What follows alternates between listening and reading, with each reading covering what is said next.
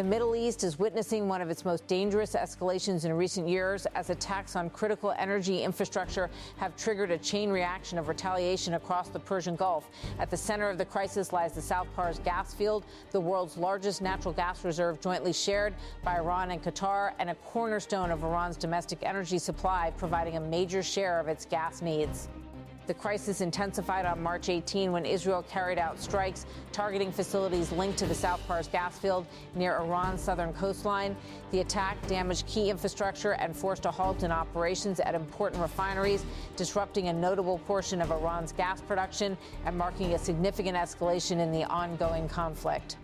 Iran reacted swiftly, condemning the strikes and warning that energy infrastructure across the Gulf could become targets in retaliation. The warning quickly translated into action as Iranian forces launched missiles and drones toward energy facilities in multiple Gulf countries, including Qatar and Saudi Arabia.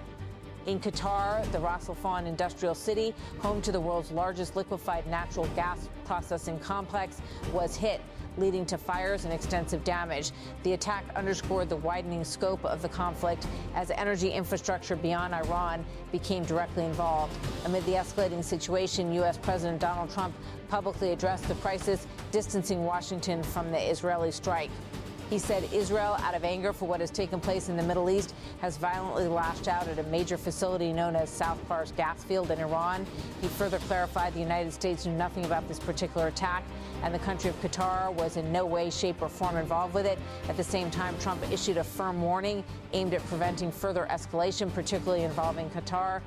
He said no more attacks will be made by Israel pertaining to this extremely important and valuable South Pars field unless Iran unwisely decides to attack a very innocent, in this case, Qatar. He also escalated his rhetoric with a direct threat, stating the United States of America, with or without the help or consent of Israel, will massively blow up the entirety of the South Pars gas field at an amount of strength and power that Iran has never seen or witnessed before. Despite the severity of the warning, he indicated reluctance to pursue such action, adding, I do not want to authorize this level of violence and destruction because of the long-term implications that it will have on the future of Iran. But if Qatar hesitate to do so, Iran's retaliatory campaign extended beyond Qatar. Saudi Arabia reported missile and drone attacks on its energy infrastructure, with air defense systems intercepting several incoming threats. The strike signaled a broadening conflict that now directly involves multiple Gulf nations. The response from Gulf states was immediate and sharp. Saudi officials condemned the attacks, warning that Iran's actions had shattered trust and undermined diplomatic efforts. The kingdom emphasized that it would not yield to pressure and would use all available means, political, economic, and potentially military, to defend its interests. Qatar also reacted strongly, describing the strike on its territory as a direct threat to national security.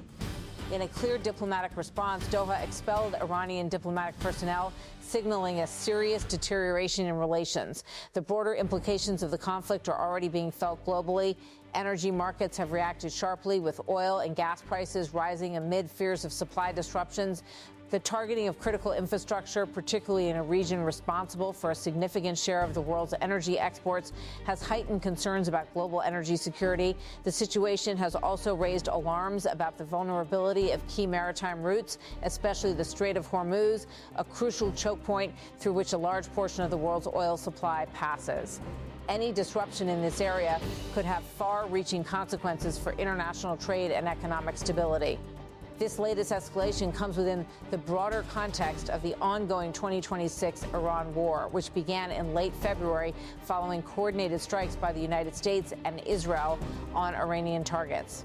Since then, the conflict has seen a series of retaliatory actions, including missile strikes, drone attacks, and high-profile assassinations of key figures.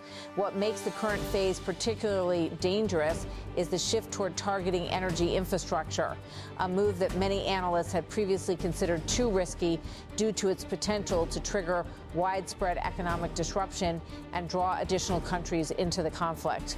Iran's messaging has also become increasingly aggressive. Officials have warned that any further attacks on its energy assets will be met with severe retaliation, signaling a willingness to escalate even further if provoked. The conflict is now being described by observers as entering a new phase, one in which energy resources themselves have become central targets.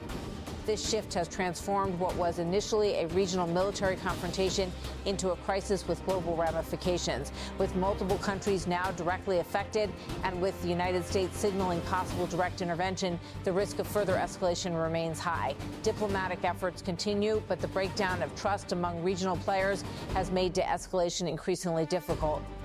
What began as a strike on a single gas facility has rapidly evolved into a broader confrontation involving major global powers and critical economic infrastructure. The consequences are already being felt across markets and diplomatic channels, and the trajectory of the conflict suggests that the situation remains volatile. The targeting of the South Pars gas field has fundamentally altered the dynamics of the conflict. Energy infrastructure, once considered off limits, is now at the center of the battlefield. As tensions continue to rise, the region and the world faces an uncertain and potentially dangerous path ahead.